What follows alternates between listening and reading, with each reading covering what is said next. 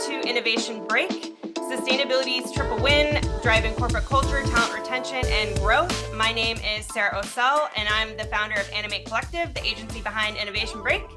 This is a monthly event series and a media channel where we are curating game-changing tactics and resources for data-driven growth, marketing, and sales. All right, so what are sustainability and social factors?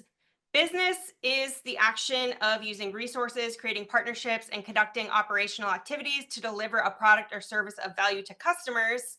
And beyond the box of the system, we acknowledge that the existence of human environmental stakeholders is the reality that the business exists in. As much as we like to put systems into diagrams and nice graphics to focus our decisions on internal KPIs or key performance indicators, business does not exist in a vacuum. Business operations impacts everyone, including other businesses, our future on Earth, and its own business's future in the marketplace. So on the right side of this slide, you'll see some current priorities of the public for their workplace. These priorities lean strongly towards social factors, the topics that we're going to be talking about today.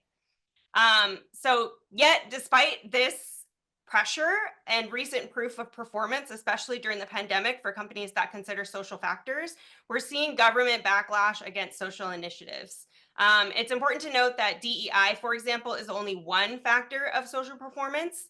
And for example, on this, we're seeing 40% of companies reallocate resources to other areas of their business.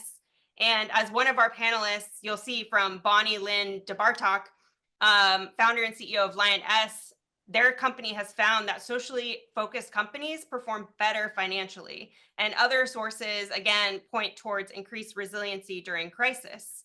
So in fact, McKinsey and Company found that companies who pursue a triple play strategy of growth, profit, and ESG are more resilient and can achieve better long-term performance. Fortune also reports that they experience 3 times faster growth than their competitors, along with improved employee retention, customer satisfaction, and sustainability overall is really becoming an operations imperative. So why are we seeing such delay on solutions and opportunities? Division in today's society couldn't be stronger, and this is stalling progress.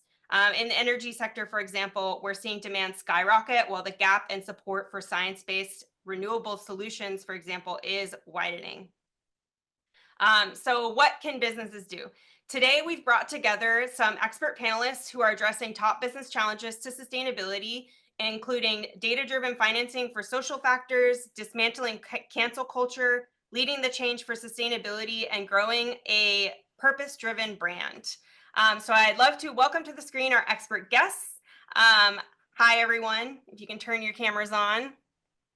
I'd like to do some introductions now. So as you introduce yourself, please briefly describe some of your background, the focus of your current work, and challenges that you're solving. Good morning, everybody. So I am John Burgess. I am a co-founder of Parallel Labs. And our work is essentially at the intersection of sustainable strategy and branding. So, you think of the word branding and it might connote all sorts of different things for you, but it's essentially about meaning making and connecting to an audience, to stakeholders. So our work with companies is really all about understanding where is it and how is it that they need to frame their story around commitments to sustainability. Framing that story where they're going to be resonant and they can connect and it's going to be meaningful. So I have a 30-year career as a brand strategist and creative director, and have come together with the science and education part of sustainability with my business partner in Boulder, Colorado, who developed the School for Sustainable Business, University of Colorado. So we're kind of putting together the science and analytics on the inside of an organization with the expressions on the outside of the organization. So that's our work. Awesome. Teresa, why don't you go next? So hi, everyone, and thanks, Sarah, for putting this talk together and for having me. I'm Teresa Moreira, and I come from Portugal. I live in Portugal, Lisbon, and I've spent my career as a marketing strategist. I've worked across different sectors, from fast-moving consumer goods at Unilever and Mars, and then in banking, retail, entertainment. I launched the PlayStation many years ago here in Portugal, ed tech and agriculture and technology. These days, I focus on consulting in technology and sustainability and mentoring businesses in ESG and digital transformation at Nova SBE, which is one of the Europe's top business schools, in programs targeting SMEs and startups, which, as you may know, in Europe are really important for our economy. What really excites me is the intersection of technology, sustainability, and people. Because let's be honest, I think that these things are still treated separately in most businesses, and basically these factors still live in silos, and I do think this is really a huge missed opportunity. So I do believe we need what I what I call the 3D CEOs or leaders or employees, because when we make these factors work together, this is where real value is created for companies and for the society as a whole. And so what we need is really to shift mindsets and to find the right incentives to act on it. So this is what Awesome. I do. Yeah. Jenny, why don't you go next? All right, thank you so much. It's great to be here. I am Jenny Morgan, and I have a background in tech. I led a team that was dedicated to helping promote DEI initiatives and accessibility initiatives through the developer community. And I led that team at Microsoft. I was there for a few years, and halfway through my experience, I noticed that we were somewhat having kind of what Teresa is alluding to, this kind of siloed view where we were focusing very heavily on social impact, but then weren't touching sustainability and climate equity at all. And so the team and I started to do some research, and we were able to integrate sustainability into our role. Again, breaking down silos and really bringing just impact and equity forward, and did that work for a while. That then introduced me to a few climate solutions that I got really excited about. So now I work for a project developer that helps prevent non-CO2 gases from entering the atmosphere. And I've really loved that work. It feels just incredibly, I feel very empowered every day. And as I've been doing this work, I've started to also see this polarization in our world, especially in the climate space. And I see polarization and cancel culture specifically as one of the biggest challenges to overcome. And if we have the chance to overcome these communication barriers, we could actually create change that we are looking to see.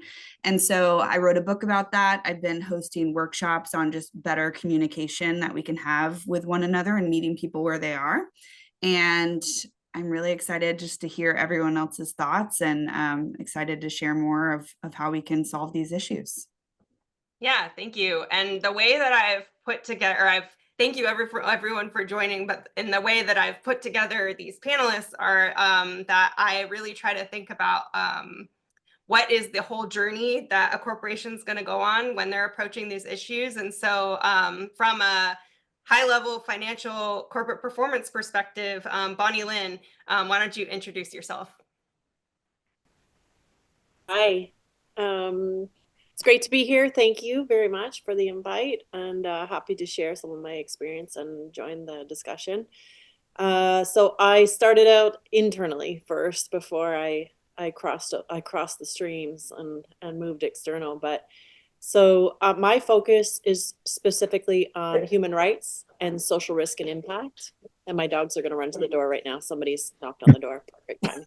So I started my firm. So I've been doing this for about 30 years. And initially I was inside corporations, building systems, social management systems, building teams, training teams, collection of raw data, structuring, reporting, monitoring and evaluation, and so on. So this is a little bit pre CSR ESG days where we were just figuring it out with the tools that we had and creating tools along the way.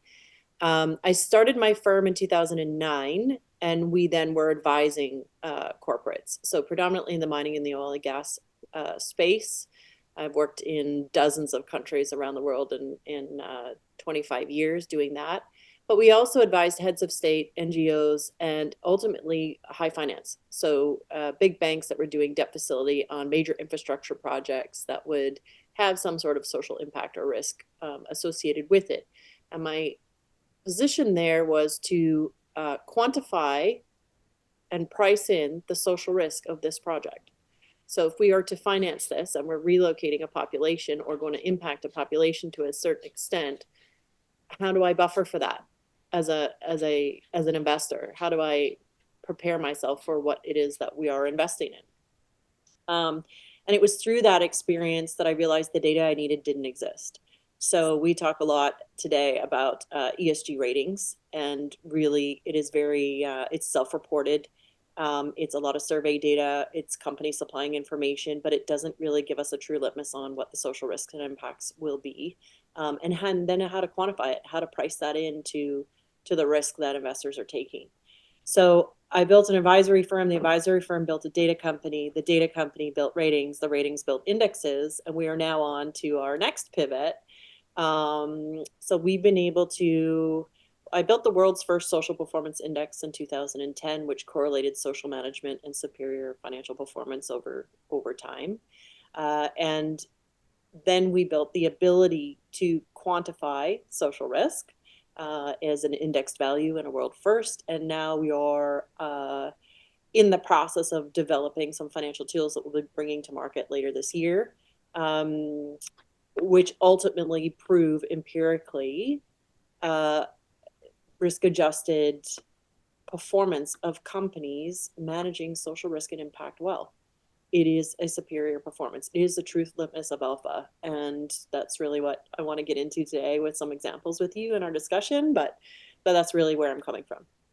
Yeah, thank you. And that reminds me of back when I was first starting my career and realizing a lot of the sustainability data doesn't even exist. So we're really on the front lines of creating this new way of looking at the system that a business operates in. That leads us into our first question. So your team created one of the first comprehensive studies. And I want to clear up any misconceptions or fake news about the financial performance of companies pursuing ESG strategies. So can you share more about this? When we originally met, you talked about your journey to proving the value and creating a history of data, just accessing the data in the first place. Definitely. So high level, most people will be familiar with, news around outflows from ESG. So that's very, topical, and most people, whether they're in ESG, sustainability, or high finance, we're all familiar with that, right? Huge rush in, huge rush out. And so there was a study. Most of us who work in the space understand why that is or why that happened, but most don't. And so they would say things like ESG doesn't work, sustainability doesn't work, like it doesn't work, it's not a driver of alpha, and they would leave and the fund flows flowing out. But the reality is that those funds were either greenwashing, impact washing, and or reliant on ratings. Ratings are not ESG. So the distinction between the two is profound and specific. And the Journal of Financial Economics just was able to, catch up to that history to find out what the truths are in non-performance of ratings-based and gamifying ratings as ESG investing versus outcomes and risk managing within organizations for employee populations and communities that they affect everywhere that they do business and throughout their supply chains. Two very different things. So there was a correlation between fund flows and ratings. So people were just putting money into companies with high ESG ratings is basically what was happening. They were not doing the work. There was no validation of content. It was self-reported. And the correlation between fund flows and ratings was high. The decorrelation, though, for subject experts is between ratings and outcomes on operations, very different things. So that's where the disparity is. That's where the alpha sits. That's where the opportunity sits. And so for us, we're focused on risk right now. We're focused on risk-adjusted returns. That's really our focus. So can ESG be impact? The answer is yes, if it's mitigating the nature frequency of incident. So if you have high health and safety incidents, and through injection of capital or different strategies that you're applying to the company, whether it's activism, opportunism, you are mitigating the company's ability to continue to perform at disproportionate rates to their peers and industry. So that creates an investment opportunity, both positive and negative. So our specific strategy is a long short equities arbitrage model, whereby we're incentivizing the best in class and shorting the bad actors.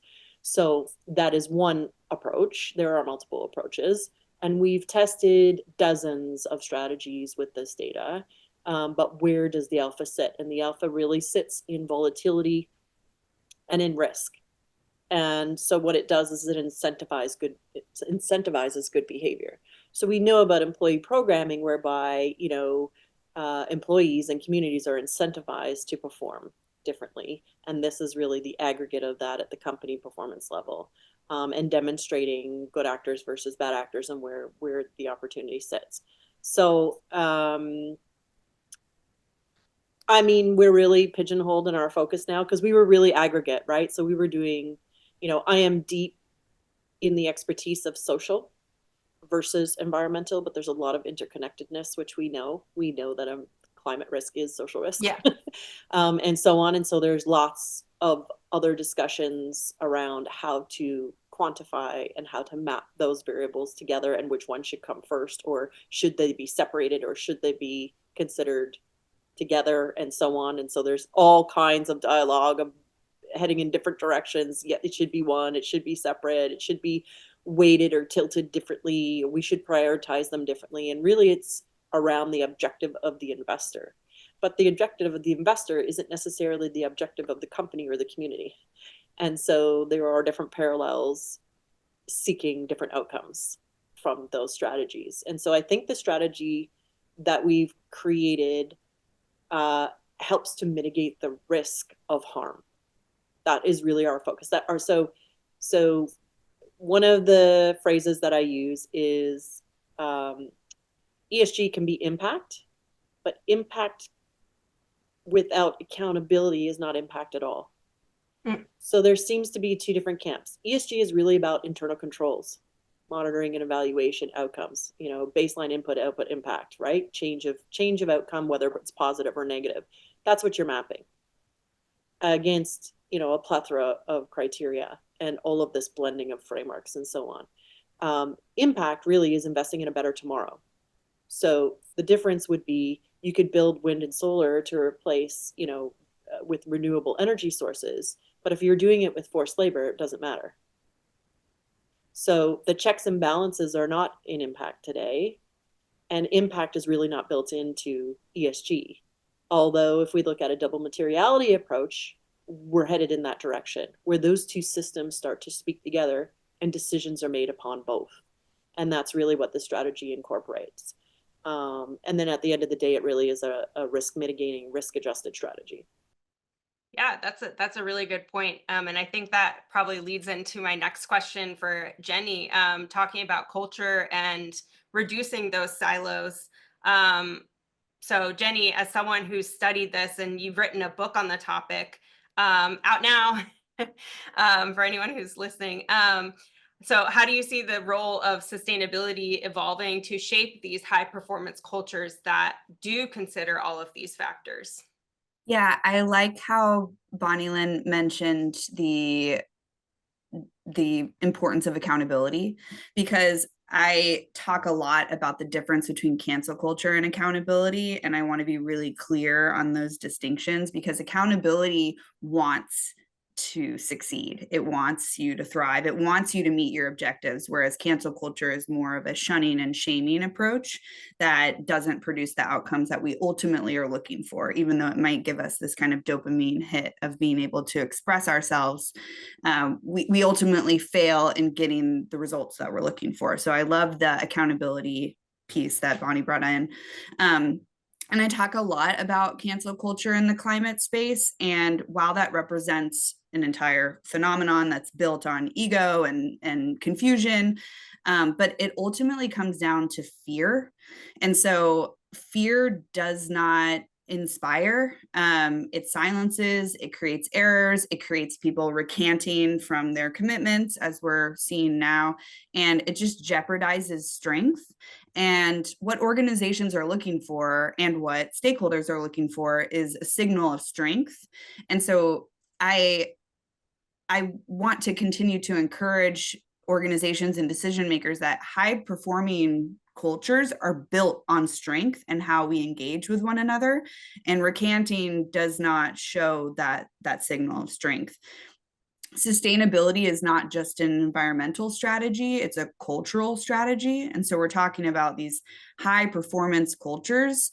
And when companies embed these core values, their stakeholders, their employees, their customers, they feel aligned with this shared purpose and this trust and collaboration and innovation and all of the things that businesses want and the regular consumer wants and the employee wants. It's very it's a holistic approach to success. And so this fear-based leadership does not inspire, and when employees don't see leadership, then it creates turmoil within the business itself. And so to create a high performance culture, you need to be just creating this long-term responsibility, this confidence and this strength. And that is solely through being resilient and adaptable. And as we've seen, resiliency is fully built on these measures. Without having a sustainability strategy, you are at risk. Business risk and climate risk are the same, social risk. All of these risks are business risk. And so I love it when I speak to people that are very knowledgeable about brand identity and communication, because it's how we engage with one another that's really going to help us succeed in moving forward and finding that common ground and being able to speak to one another. This polarization I think we're being pushed into is really based on everyone thinking as if they need to pick a side and then remain on said side. And then that means that I no longer associate with said other side.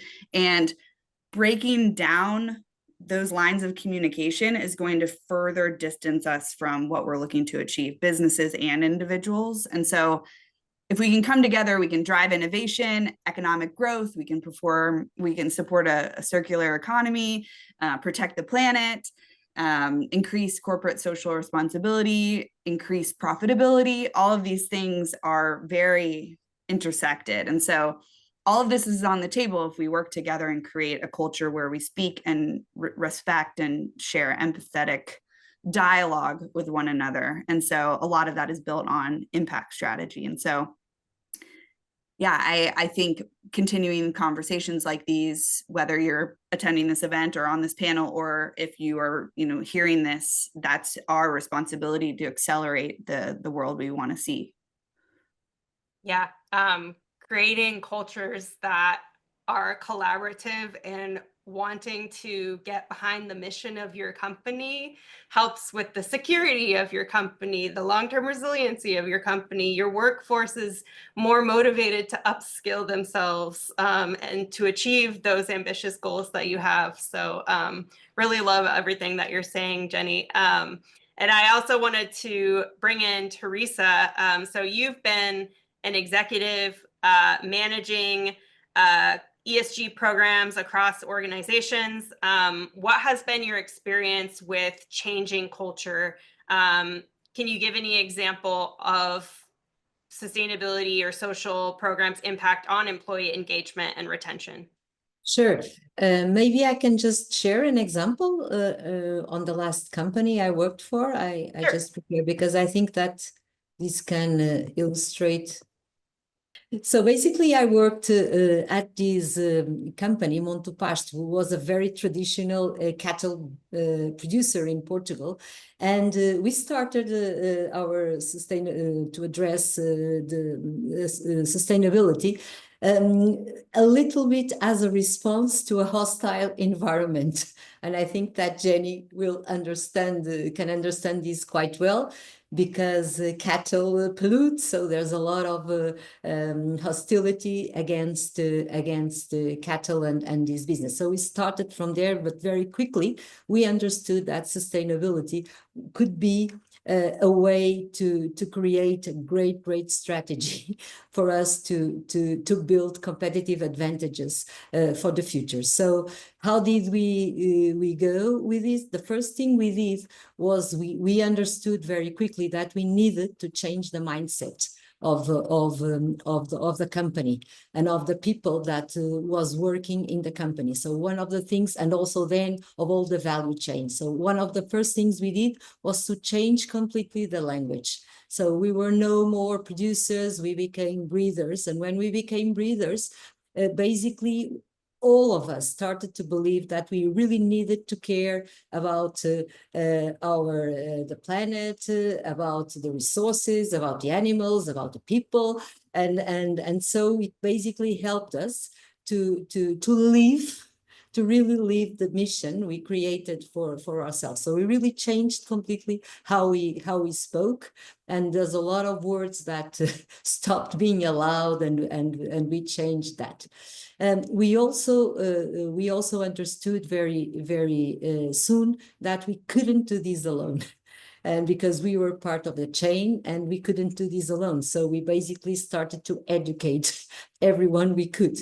So we started doing conferences, and we started to join the academy, and we had some cases and to support some movements to create a different way to talk about cattle breeding in Portugal. And we think we were really successful. So we did all we could to change this mindset. Then we also changed the way we operated. So basically we made people understood that we were operating within a system, and so that everything we did was completely integrated, so that we could achieve the results that we wanted.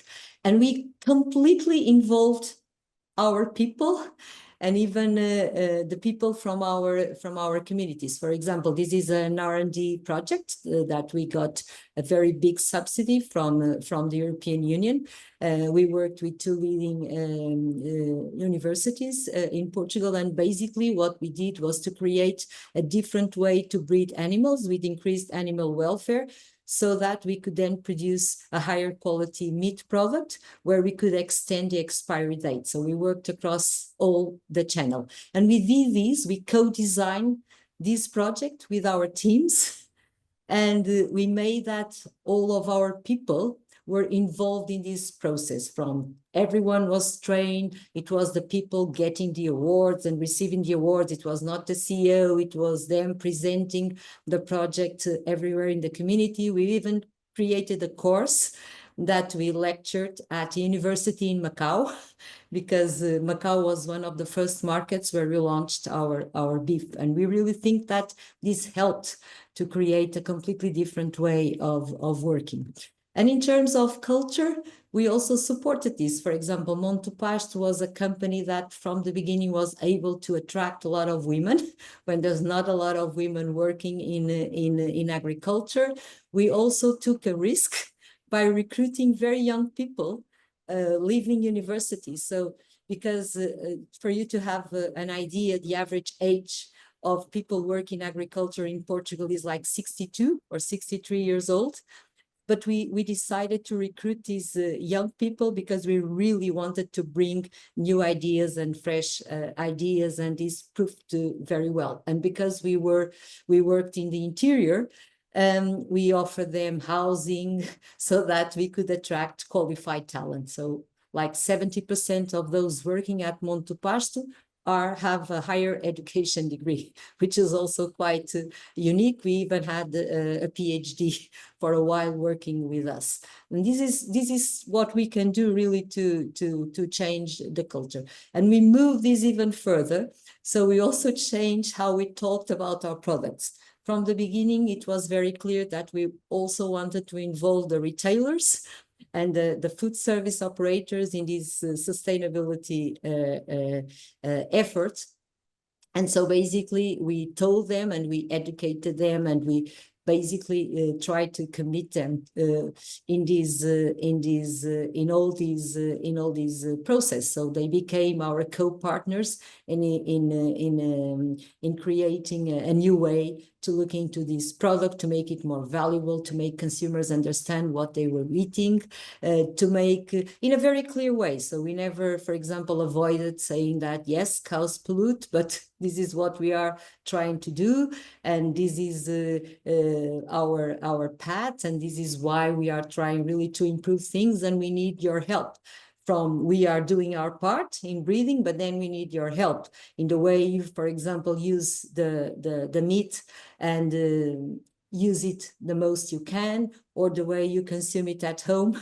For example, trying to avoid wastage, which is a huge issue here. We even took also a second risk, for example, to sell our beef frozen, ultra frozen. This is something also quite unique. We are selling a lot less than what we could, but we really believe this is what we need to do. So I would say that this was a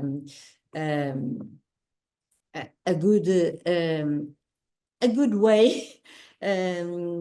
This is just an example of what we really think can be done to make sure that sustainability is really embedded in the company and in all the value chain, and that together we can really create more value. This is how we did it.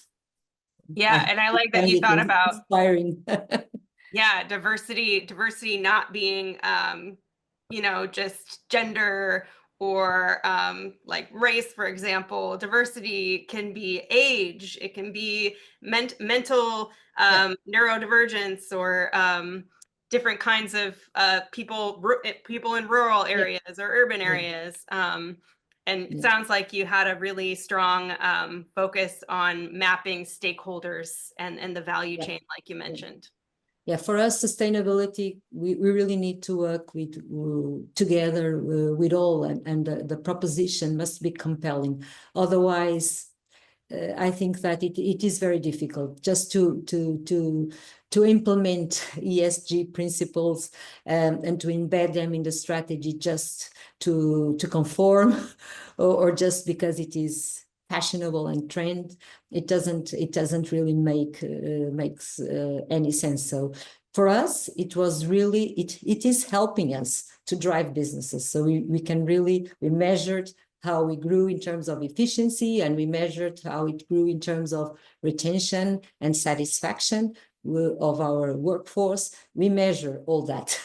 And this is really important, and even for retailers. And we knew, for example, when we entered the Macau market, we were able to have our beef in a sustainability menu of one of the top Michelin restaurants in like 1 month.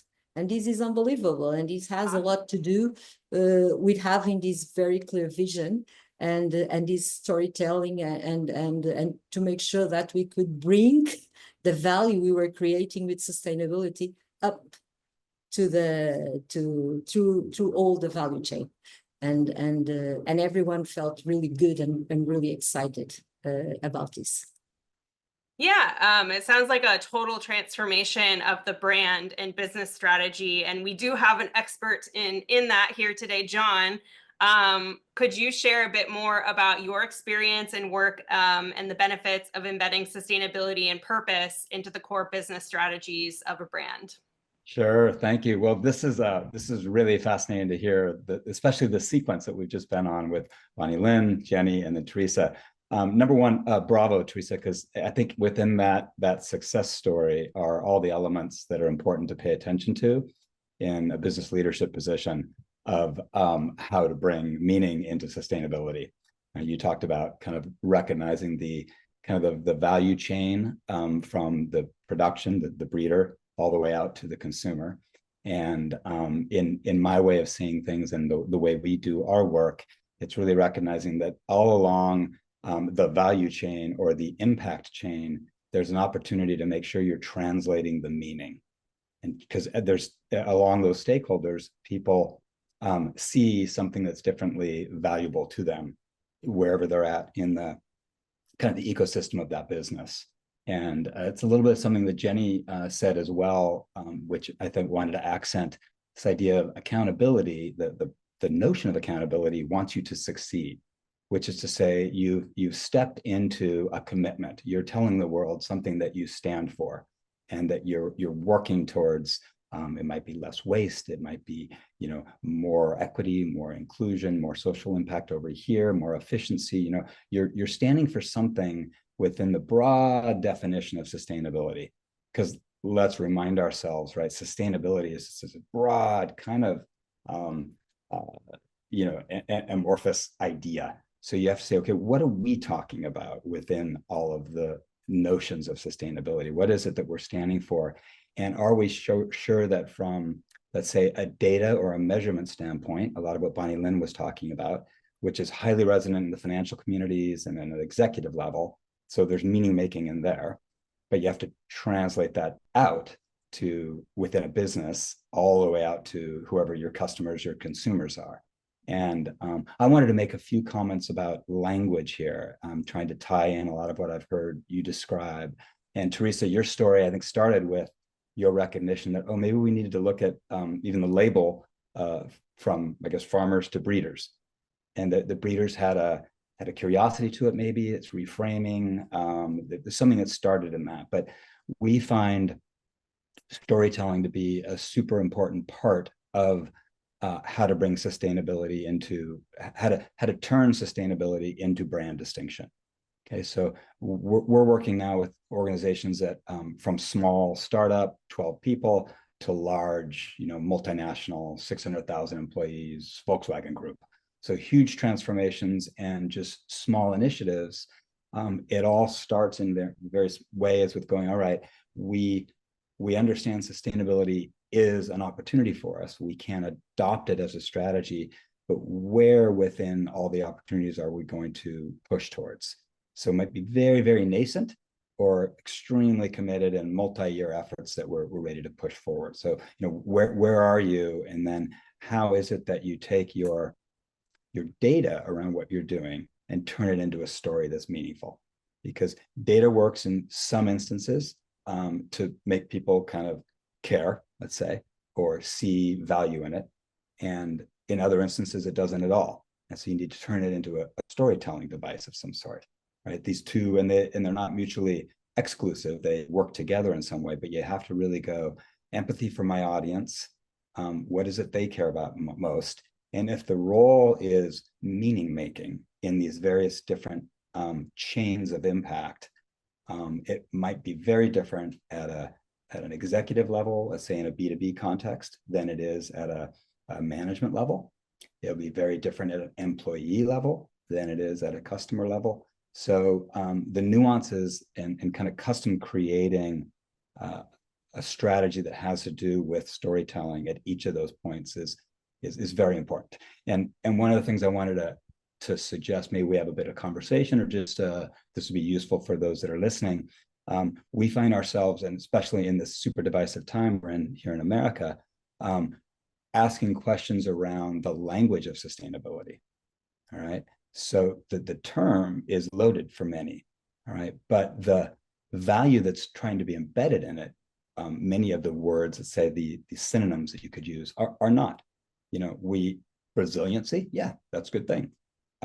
Efficiency, absolutely. Enduring, designing for something that's enduring, or longevity, of course. So we find ourselves often thinking, okay, what is the correct frame? What's the language to use within our sustainability initiative? And is there language that's more inviting versus potentially dividing? Because language is powerful. It's kind of how things start. It's where a conversation gets framed up. When we're thinking about creating these high performance cultures, which is a question around engagement, right? You can kind of just think about it as do people give a damn, right? Are they connected to what we're trying to do?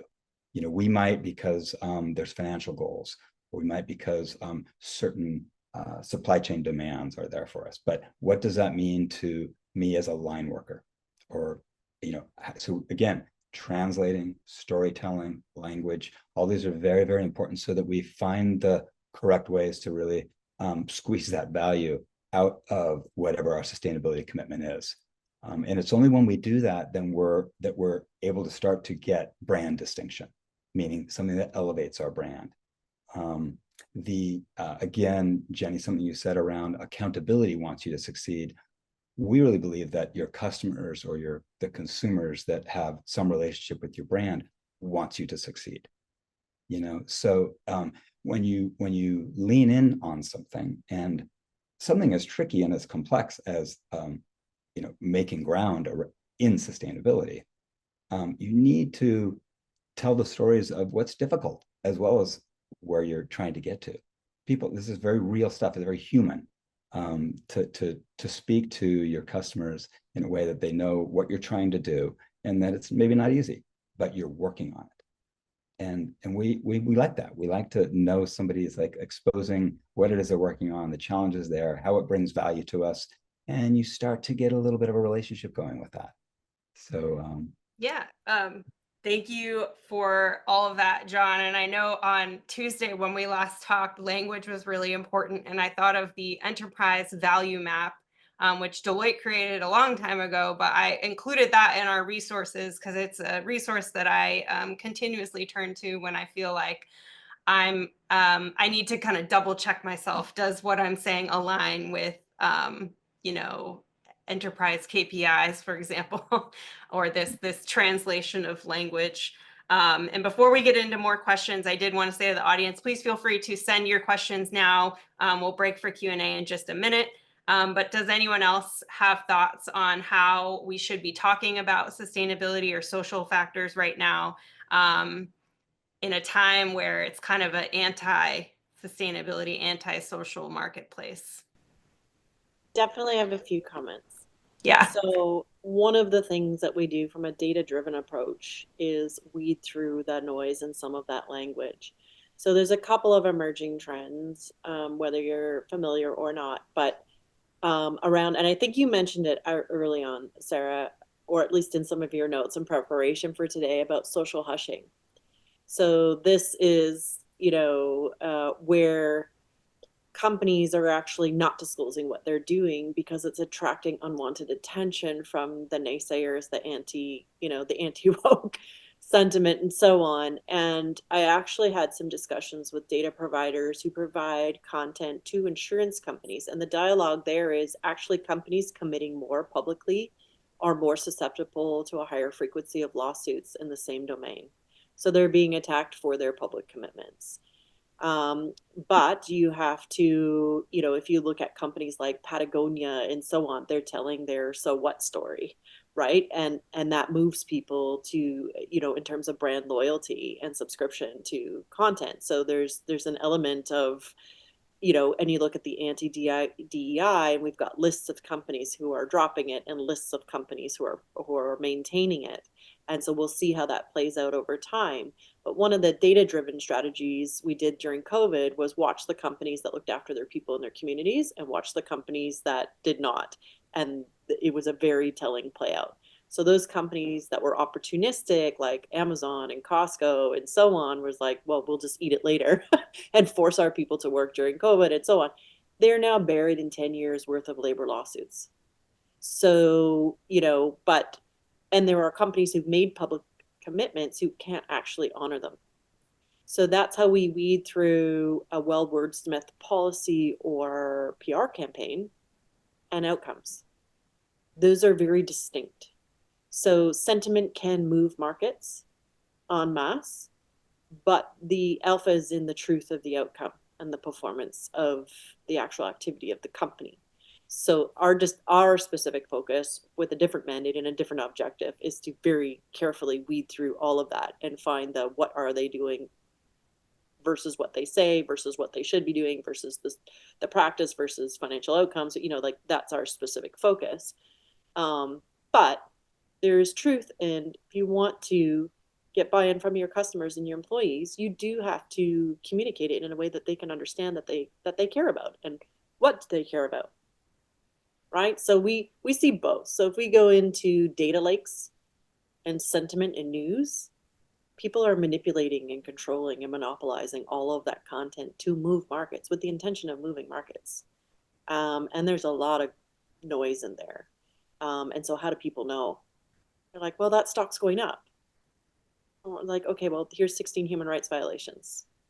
Yeah, but that stock's going, well, because they're controlling the narrative. And there is evidence within that noise of these violations, but nobody's looking for them, and they're buried under 90,000 positive hits. And people are controlling that narrative now, with robots, with bots, with syntax.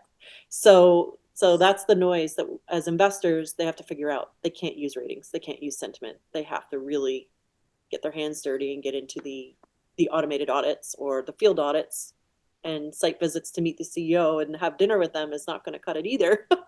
You got to get into, the expertise of are they or aren't they? And we don't know. And that's the confusion, I think. And even employees don't know. Right? So how do you frame it? How do you find something that is measurable within the context? How can you measure something within a statement?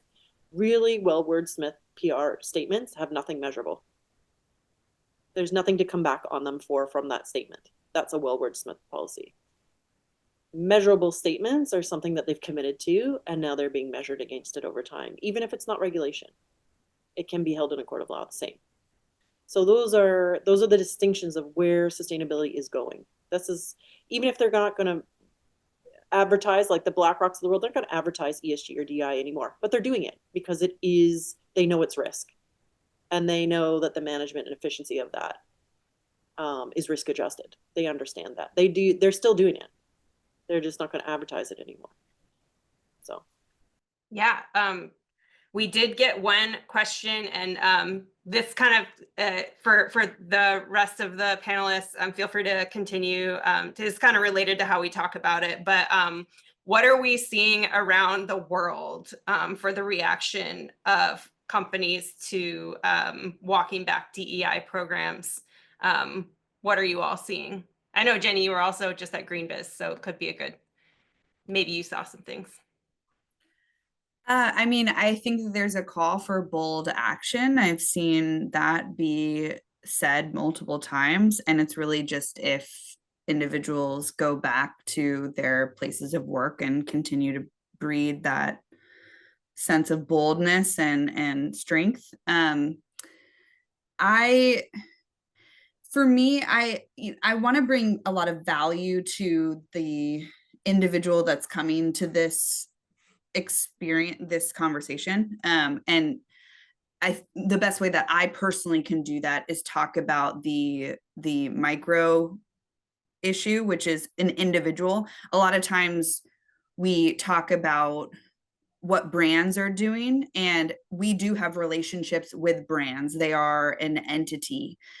At the same time, there are individuals that are making decisions that are feeling under pressure and need to be supported in this time. And so whether it's scalable or not is still to be determined, but I am finding scalability in having one-on-one conversations with individuals that have the power to walk back DEI commitments or walk back sustainability commitments, and really understanding what it is, what's causing this fear or this change in direction.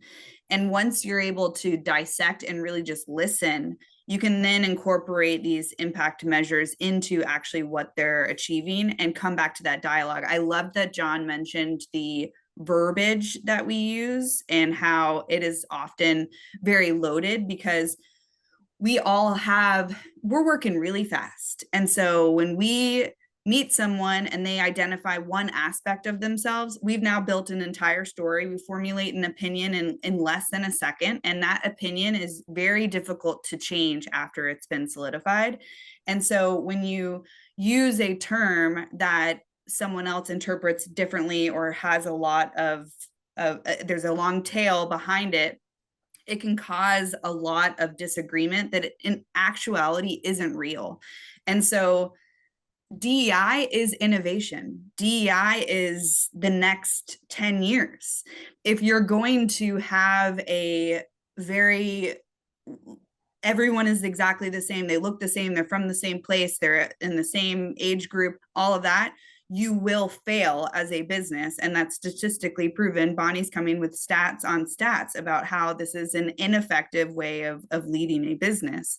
And so I've found a lot of value from speaking one-on-one to the individual. And then ideally that would translate to some of the things that John's talking about how there's a relationship with a brand. But I personally am not finding a lot of value of saying,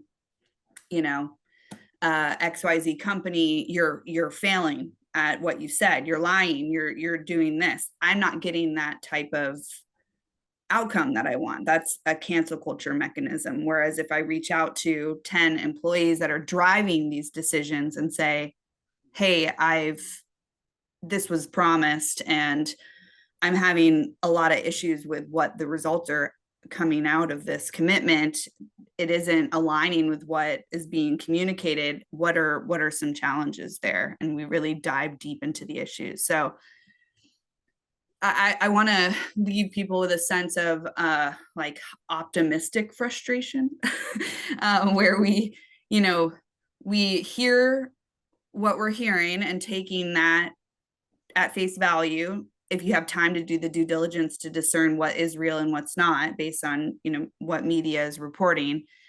And then if not, just make an opinion about the value that you want to uphold and then take action and don't lose hope, because there's ones I'll stop blabbering, but I get really passionate as you can see, but there's one statistic that I really like when they did a full, and this is very US centric, so this isn't answering the global aspect, but they did an analysis of 600,000 companies in the United States and this was last year, found that 2% are greenwashing their ESG initiatives and 58% are green hushing their ESG initiatives. So that to me is an opportunity, because that means that they are actually moving forward with their goals and commitments, but doing it silently out of fear. And so what are they afraid of, and how can we help reduce that fear to then be a confident and less noisy type of environment? And so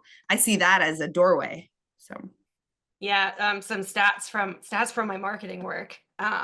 You can so if you are having on a one-on-one, like genuine conversation with someone that you know well, the conversion rate of that conversation can be between 25 to 50% of that person taking action.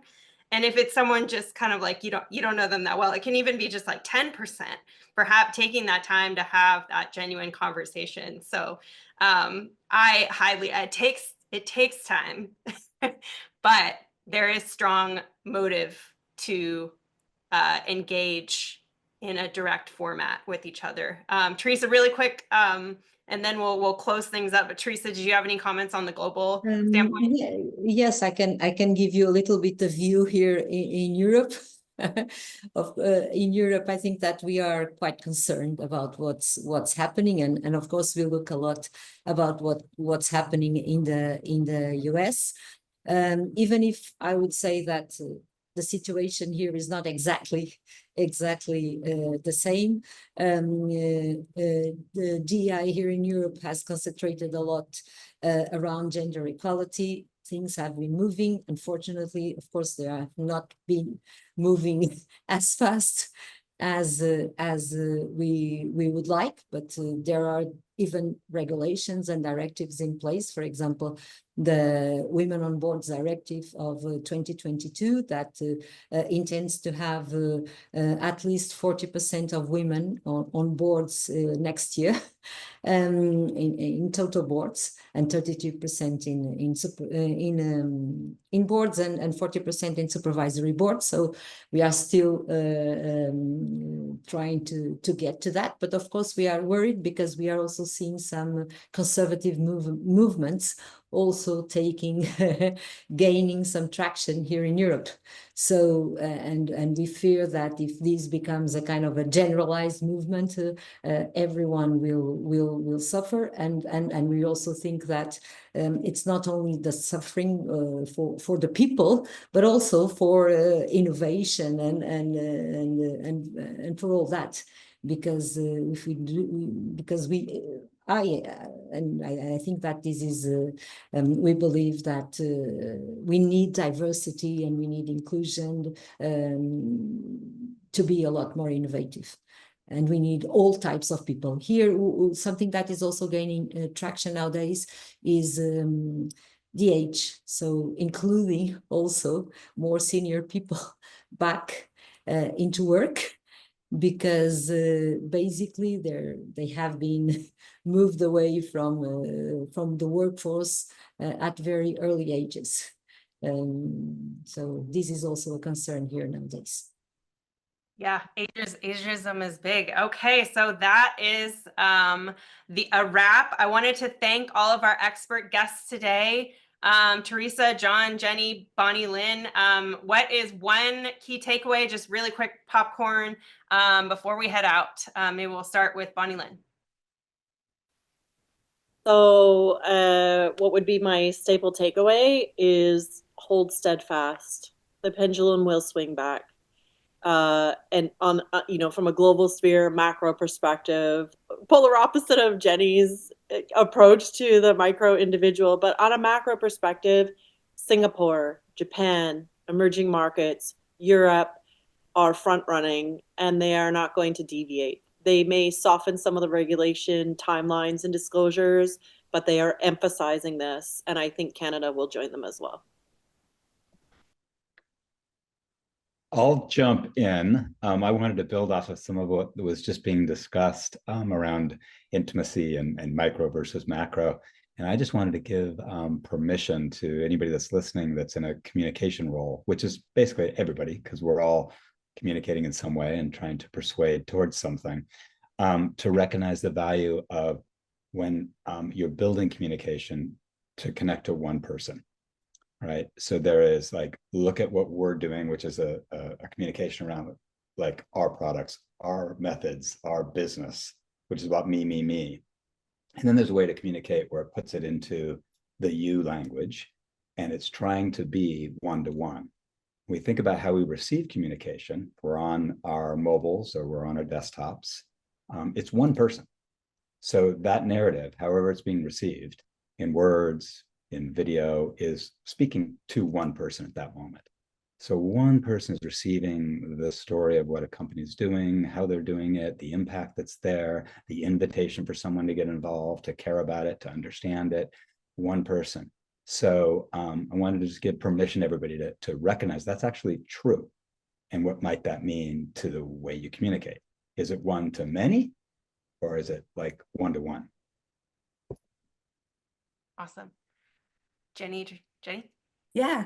I love that everyone's mentioning this micro macro, and I hope we all succeed in that. I really want that, they are so related and influence each other. And so I think it's important that we talk about our strengths and where we're aligning, where we're focusing our time. And that's so important. So I think that would be what I would end this conversation with, is find what your strength is, what you're good at, and align that with what you're hoping to achieve from a value standpoint, and lean in on that. And if that's different than your colleague's strength, that's fantastic, because hopefully they succeed in what they're trying to do and you can succeed. It's not a zero-sum game. And so I love just encouraging people's strengths and And that's really is what's going to shift change, is leaning in on that. So. All right. And Teresa, take us home. Just to finish, I will go back to my initial, message. I think that we really need to think that it's all connected. So sustainability needs technology to scale. Technology needs people to guide its purpose, and we people, we need a sustainable world to drive. So I really think that business leaders really need to understand these and to make sure that they consider all these factors within their strategies to succeed. So dropping one out or whatever, it really doesn't make any sense.